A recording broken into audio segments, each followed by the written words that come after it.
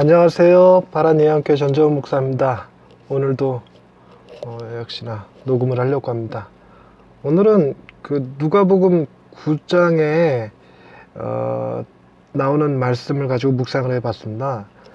46절부터 48절까지 나오는 말씀인데요. 제자 중에서 누가 크냐 하는 변론이 일어나니 예수께서 그 마음에 변론하는 것을 아시고 어린아이 하나를 데려다가 자기 곁에 세우시고 그들에게 이르시되 누구든지 내 이름으로 이런 어린아이를 영접하면 곧 나를 영접하며 또 누구든지 나를 영접하면 곧 나를 보내신 이를 영접함이라. 너희 모든 사람 중에 가장 작은 그가 큰 자니라.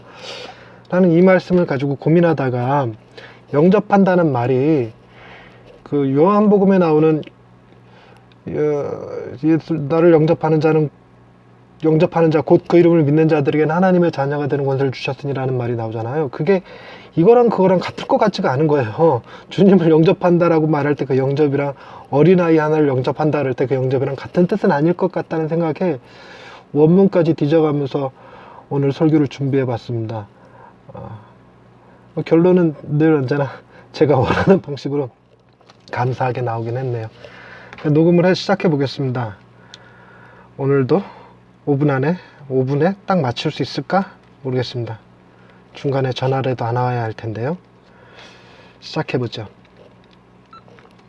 샬롬, 하나님의 평강이 언제나 가득하시기를 기원드립니다. 우리가 예수님을 믿을 때 그분을 영접한다는 표현을 씁니다. 요한복음 1장 12절에 영접하는 자 곧 그 이름을 믿는 자들에게는 하나님의 자녀가 되는 권세를 주셨으니 라고 기록되어 있지요. 그런데 이 영접한다는 말의 의미를 우리는 정확히 잘 모릅니다. 우리는 잘 쓰지 않는 말이죠. 영접한다고 하면 그저 손님을 귀하게 접대한다는 뜻 정도로 쓰입니다. 그래서 손님을 영접한다고는 해도 아버지를 영접한다거나 아들을 영접한다거나 이런 말은 쓰지 않죠. 뿐만 아니라 손 아래 사람을 두고 영접한다는 표현은 사리에 어긋나는 것처럼 보입니다. 누가복음 9장 48절에 보면 어린아이를 영접한다는 표현이 나옵니다. 그들에게 이르시되 누구든지 내 이름으로 이런 어린아이를 영접하면 곧 나를 영접하며 또 누구든지 나를 영접하면 곧 나를 보내신 이를 영접함이라. 너희 모든 사람 중에 가장 작은 그가 큰 자니라. 아멘. 주님의 이 말씀은 제자들 사이에서 누가 큰 자인지에 대해 변론이 일어났을 때 하신 말씀이었습니다. 당시에 한 마을의 큰 자를 확인하는 방법은 귀한 분이 오셨을 때 그분이 누구의 집에서 식사를 하는가를 보면 알 수 있었습니다. 요즘도 비슷하죠. 저희 교회에 교계에서 존경받는 분이 오셨을 경우 보통 제가 대접을 합니다. 아무리 우리 교회에 영접위원들이 있어도 집사님들의 손에 맡기기에는 왠지 신뢰를 범하는 것 같잖아요.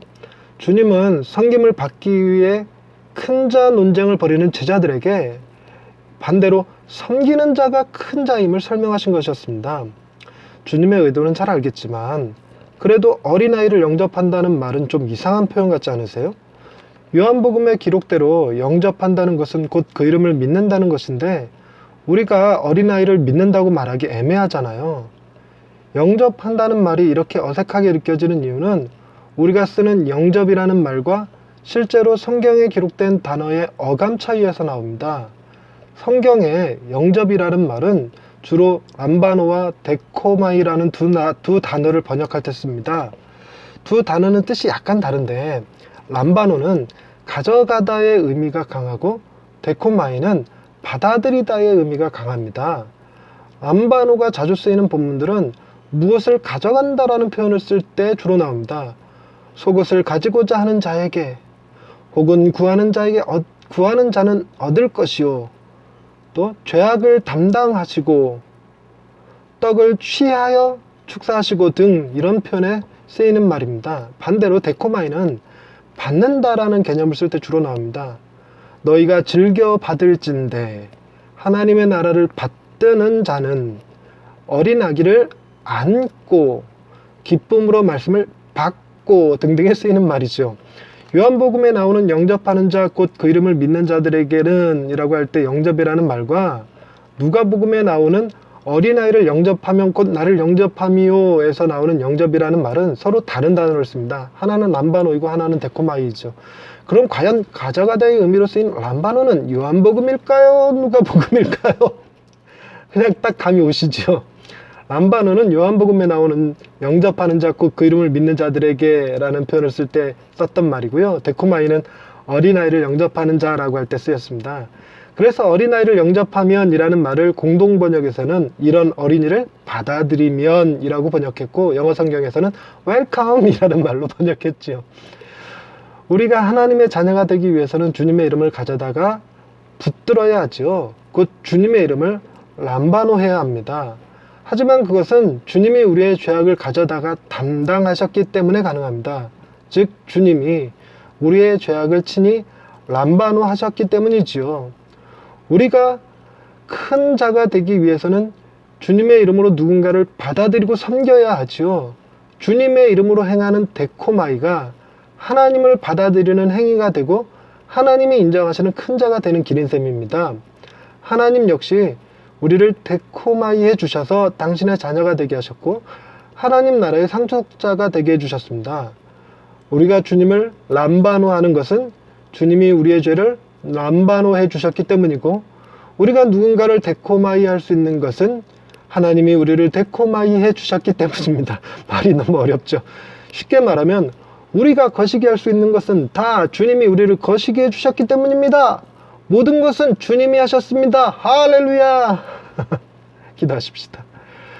우리를 자녀로 삼아주신 하나님 아버지, 연약하고 부족한 저희들을 친히 영접해 주셔서 하나님의 나라를 유업으로 얻을 자가 되게 하시니 감사합니다.